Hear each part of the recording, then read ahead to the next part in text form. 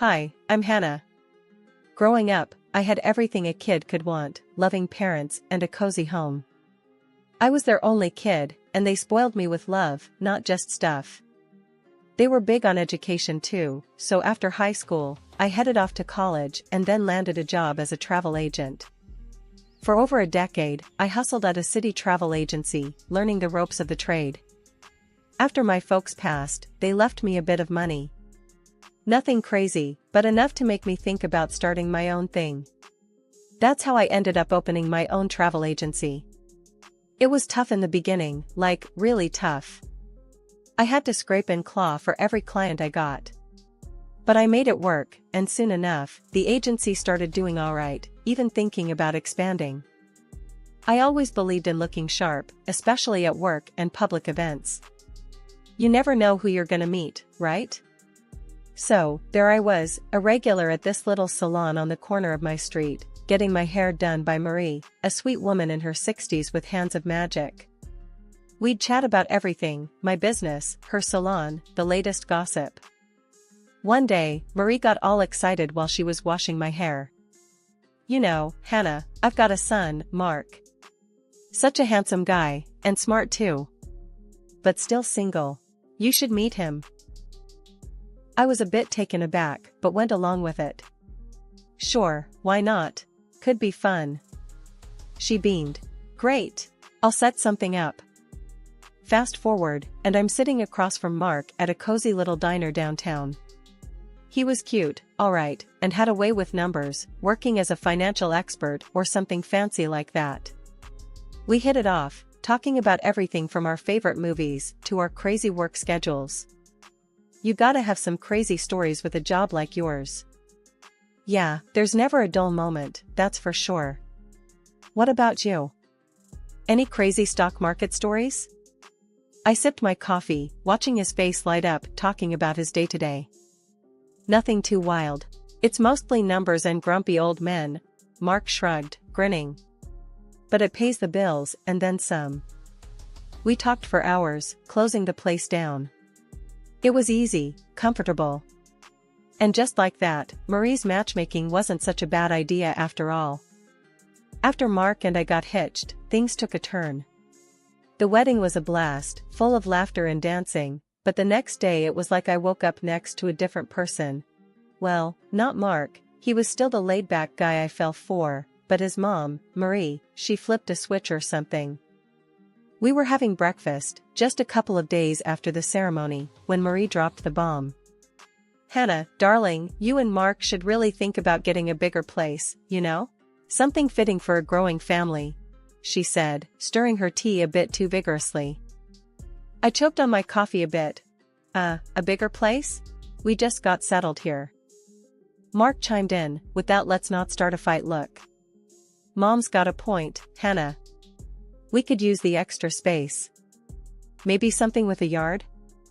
I gave him a look. "Sure, I guess. We can start looking." But Marie wasn't just talking about any house. No, she wanted us to buy a huge place, like the kind you see in magazines. And the kicker? She wanted in. Not just as a visitor, but living with us.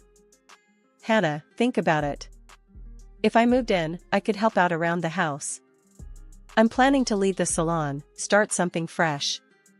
I've been looking into blogging, maybe a lifestyle thing, you know?" She was all excited, eyes shining. I tried to keep it cool, but inside, I was freaking out. "Blogging, huh?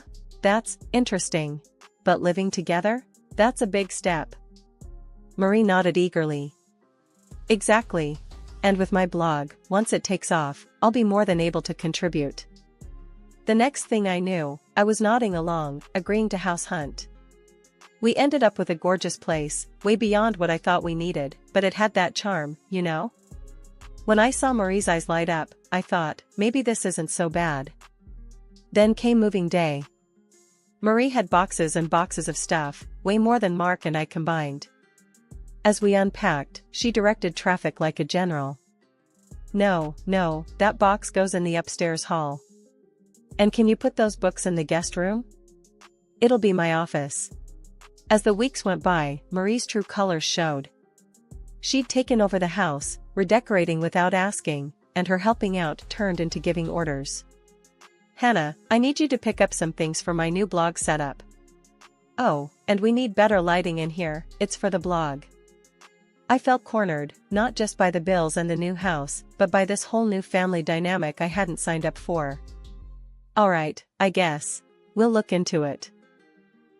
Lying in bed that night, I turned to Mark. "Do you really think all this is necessary? The house, your mom's blog?"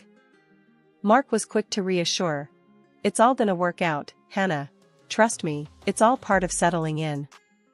Settling in, right. I signed up for a husband, not a housemate who doubled as my mother-in-law and lifestyle coach. I drifted off, wondering just how much of my new married life would be spent in the shadow of Marie's grand plans. Living with Marie and Mark was turning out to be tougher than I'd ever imagined. Mark's spending was off the charts. Almost every other day, he'd come home with something pricey, a new watch, some fancy shoes, or talking about his latest round at some upscale golf club. He even set aside a whole room just to store and display his collections of high-end watches and leather shoes. I tried to keep things chic but affordable on my end, believing we weren't at the luxury splurge stage yet. This difference in our spending habits was becoming a regular source of friction between us. "Mark, do we really need more watches? Maybe we should be saving a bit more," I said one evening as he unpacked yet another purchase. "Hannah, I make good money. I should be able to enjoy it," he snapped, not looking up from his new shiny gadget. The conversation always ended there, with him shutting down any further discussion. Meanwhile, Marie was on a roll with her new blogging venture. It had started gaining traction faster than any of us expected. But with the fame, her demands grew too. One day, she came to me with a request, or more accurately, a demand, that took me by surprise.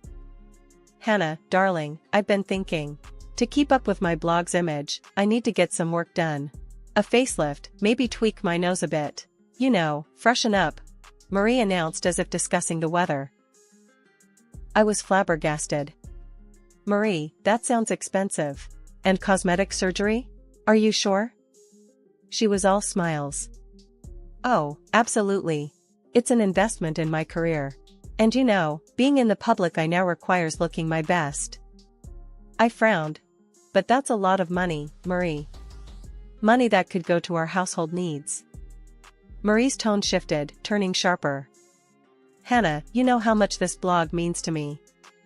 It's finally something of my own. I thought you, of all people, would understand." I was about to protest when she played her card. "Besides, it's not just for me. It benefits all of us, doesn't it? And I'd hate for any misunderstandings to crop up between you and Mark because you weren't supportive." Her implication was clear: help her out, or she'd stir trouble with Mark. Knowing how she could influence him, I felt my hands were tied. Despite my reservations, I agreed to finance her procedures. Marie underwent the surgery, and it was all she could talk about afterward. Her blog posts about embracing plastic surgery, not fearing the knife, and the importance of looking good raked in more views and comments than ever before. She was proud, reveling in the attention and praise, while I watched our bank account dwindle and wondered if I'd ever be able to pull us back from this spending spiral. 2 years into our marriage, and it felt like I was the only one truly pulling weight around here. My travel agency had really taken off, and I was proud to say that I was the main breadwinner. Not only did I handle all our bills, but I also paid our mortgage all by myself. Day in and day out, I juggled work, home, and everything in between. At night, I'd cook meals tailored to Marie's special diet, keeping the household running smoothly. To anyone looking from the outside, my life with Mark and his mother Marie looked picture perfect. Marie never missed a chance to gush about our wonderful family life and the beautiful home on her blog, painting a pretty picture for her followers. However, the reality inside our walls was a bit different, especially when it came to Marie's latest obsession, her live streaming. One Tuesday morning, this reality came crashing in during one of her broadcasts. I was in the middle of preparing a dietary breakfast for Marie when she decided it was the perfect time to put me on the spot. The kitchen was bustling, Marie with her phone out, capturing every mundane detail for her followers. "And here's the star of the house, my wonderful daughter-in-law, Hannah," Marie announced, thrusting her phone in my direction as I was halfway through flipping an omelette. "Morning, everyone," I said, managing a tight smile, not wanting to drop the omelette in front of the live audience. "Hannah here is the best when it comes to travel. Tell us, dear, what's the latest in the world of travel?" Marie chirped, the camera focusing on me. Clearing my throat, I set down the spatula. "Well, there are some exciting travel deals coming up, especially for those looking to escape the winter chill." Marie's eyes sparkled with an idea, and she leaned closer, her voice a pitch too cheerful. "Speaking of travel, Hannah, why don't you share with our lovely viewers your fabulous idea for our next family vacation?" "I believe South Africa was mentioned?" I was blindsided. "South Africa?" I echoed, my mind racing. This wasn't just an impromptu Q&A, this was Marie setting the stage for something much bigger. Yes, a luxury trip to South Africa. Safari tours, 5-star hotels, the works. Viewers, wouldn't you just love to see us on safari? I'm sure Hannah can arrange something spectacular.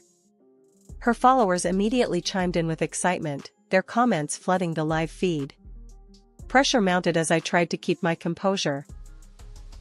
"Well, it's definitely an option," I said, trying to stay non-committal. "But let's discuss it later, off-camera."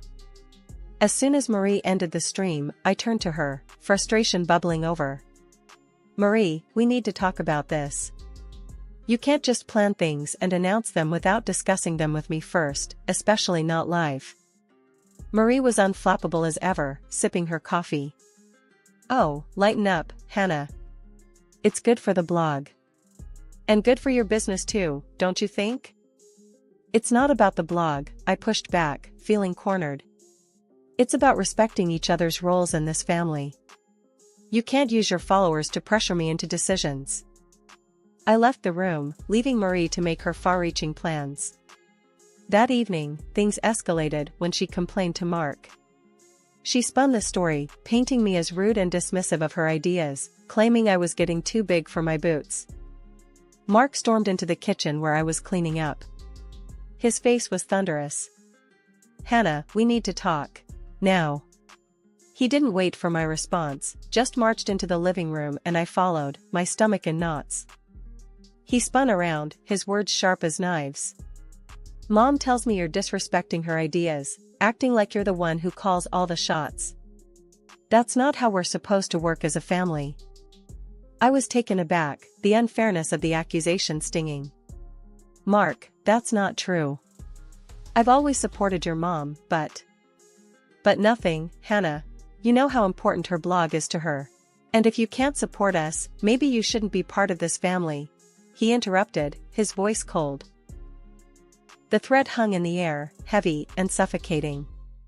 I tried to reason with him, to explain my side, but he was having none of it. "I've even prepared divorce papers, Hannah. I keep them just in case you decide not to follow through with our plans." The words felt like a slap. I spent the night in our guest room, crying, feeling more alone than ever. The idea that Mark would keep such a thing ready was heartbreaking. The next morning, still reeling from the night's threats, I felt a wave of nausea that wouldn't pass. It was more than stress, something was off. I called in sick at work and made my way to the doctor's office, the weight of the world on my shoulders. Sitting in the sterile doctor's office, I was going through the motions, answering questions mechanically until the doctor gave me the news that shifted everything. "You're pregnant," he said, looking at me over his glasses. Pregnant. The word echoed in my mind, a beacon of hope in the turmoil of my marital strife. At 37, this was a moment I had hoped for, but never let myself believe would happen. Despite the chaos at home, this news filled a space in my heart with pure joy. I went home, a plan forming. Maybe this baby was a sign, a reason to mend fences. I found Mark in the office, his demeanor still frosty. "Mark, I went to the doctor today," I started, my voice steady, despite the shaking inside.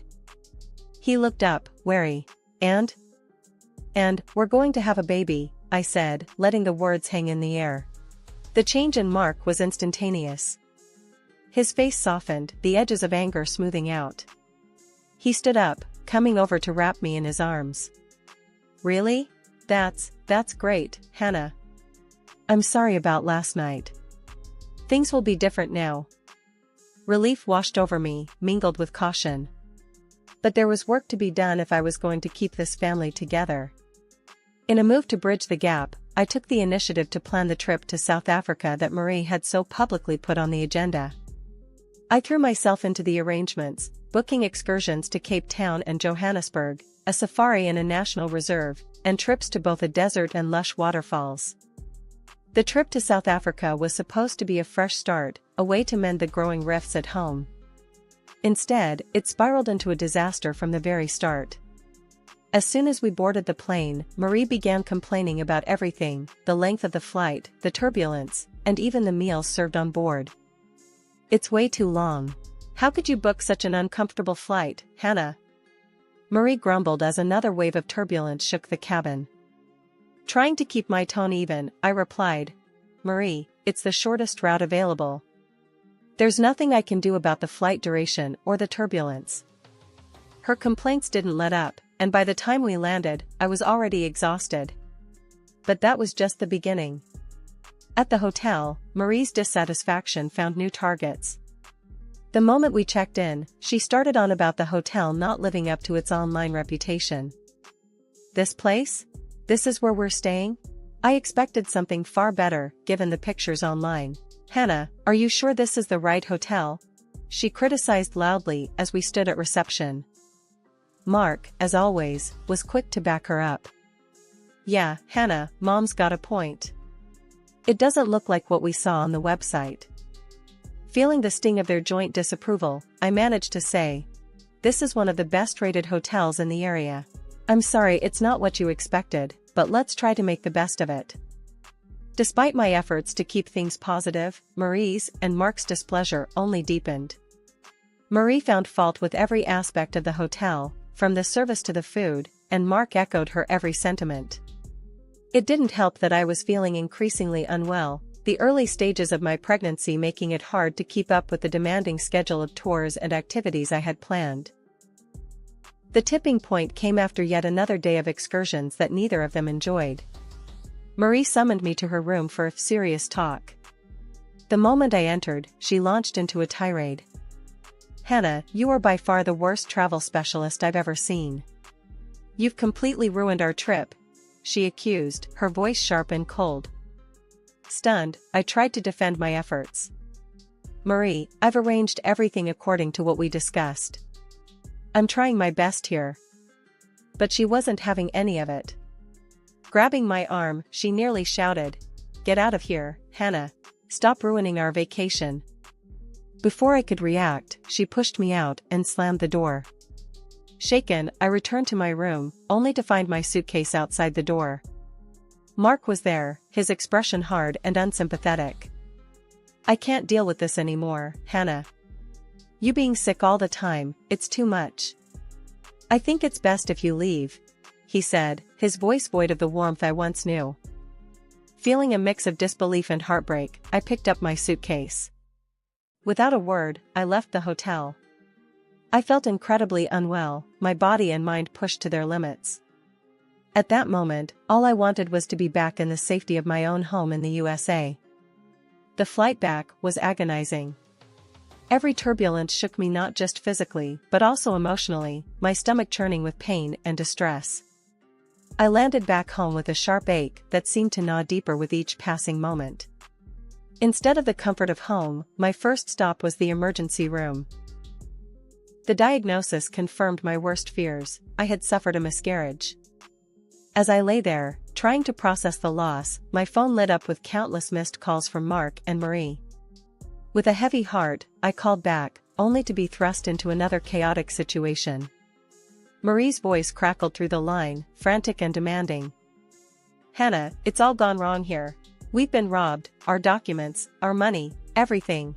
And it's gotten even worse, she blurted out, barely pausing for breath.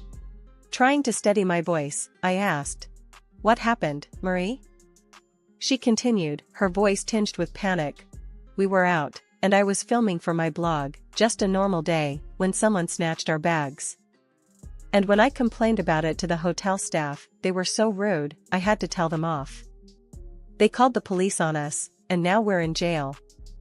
You have to help us, Hannah. Her words swirled in my head, piling onto the mountain of stress I was already under. Marie, I'm in the hospital, I said, my voice breaking. I've had a miscarriage. There was a brief silence on the line. Then Mark's voice came through, his tone anger and impatience. It doesn't matter, Hannah, we really need you right now. This is serious, we could be stuck here. The lack of sympathy, the sheer audacity to dismiss my pain so quickly, it was like a slap in the face. I'm not going to help you. Handle it yourselves. Without waiting for a response, I hung up, a mix of anger, sorrow, and disbelief coursing through me. In that lonely hospital room, as I grieved the child I would never hold, I made a silent vow to myself. I would start anew, rebuild, and never let my sense of self be compromised again. The day I was discharged from the hospital marked the start of my new life. I went straight home to finalize the severance of my ties to Mark and Marie. With a steady hand, I signed the divorce papers that Mark had prepared earlier. Afterward, I gathered every item that belonged to him and his mother, clothes, personal belongings, the countless shoes, and watches that had filled our space with the excess of their lives. Everything was packed up and delivered to their cramped old apartment in the city. With that chapter closed, I took the next step. I sold the house I had bought with my hard-earned money, the house that was meant to be a home for us but never truly felt like one. Selling it was freeing, not just from the mortgage and the memories, but from the life I was so desperately trying to fit into. 2 months passed, and Mark and Marie were deported back from South Africa, arriving with nothing but the clothes on their backs and a phone in their hands. Their shock was palpable when they found strangers living in their home. The new owners, uninterested in their plight, threatened to call the police if they didn't clear off their property. Marie's voice was shaking with fury when she called me. Hannah, what the hell is going on? Where are all our things? Why are strangers in our house? I replied with a calm I hardly felt. Marie, the house was mine. I paid for it, and it was in my name. I've sold it. All your things are in your old apartment. As for Mark and you, I'm done. We're divorced. I won't be dragged back into your chaos. There was a pause, the kind that told me she was struggling to grasp her new reality. You can't do this to us, Hannah. We have rights, she insisted. I've done everything by the book, Marie. You're going to have to accept that. Goodbye. Hanging up the phone felt like shedding a heavy coat in the middle of summer, sudden and immensely relieving. The news eventually came to me through mutual acquaintances that Marie had returned to her job as a hairstylist. Her dreams of blog stardom abandoned alongside her expensive camera equipment. Mark, unable to resume his old job due to his long absence, resorted to driving a taxi. He sold his precious watch collection and wore plain, unbranded clothing. As for me, I moved into a small house on the outskirts of the city. Here, I began rebuilding not just my home but my travel agency as well. The expo was a turning point. People were genuinely interested, and their enthusiasm reignited my own. Your tours always have that personal touch. How do you do it? A curious visitor asked, her eyes scanning the brochures. It's all about understanding what the traveler wants. You listen, adapt, and sometimes, take a leap of faith, I explained, the conversation flowing easily. The expo was more than a success, and before long, I was planning expansions, considering even a potential branch in Europe. One evening, after a long day of meetings, I stopped by a small cafe, a little celebration of my progress. As I sipped my coffee, a young couple at the next table was poring over travel brochures, looking utterly confused. Excuse me, I couldn't help but overhear. Are you planning a trip? I asked, the remnants of my shyness about intruding quickly swept away by my enthusiasm. Yes, but we're so lost. It's our first big trip together, and we want it to be perfect. the woman said, her eyes wide with a mix of excitement and frustration. I smiled, pulling out a business card. Here, give me a call tomorrow at this number. I'll help you sort it out. Travel's supposed to be fun, not stressful. They thanked me profusely, their smiles wide and genuine. It felt good to be able to help, to use my expertise to make someone's experience better. It reminded me why I loved this job in the first place.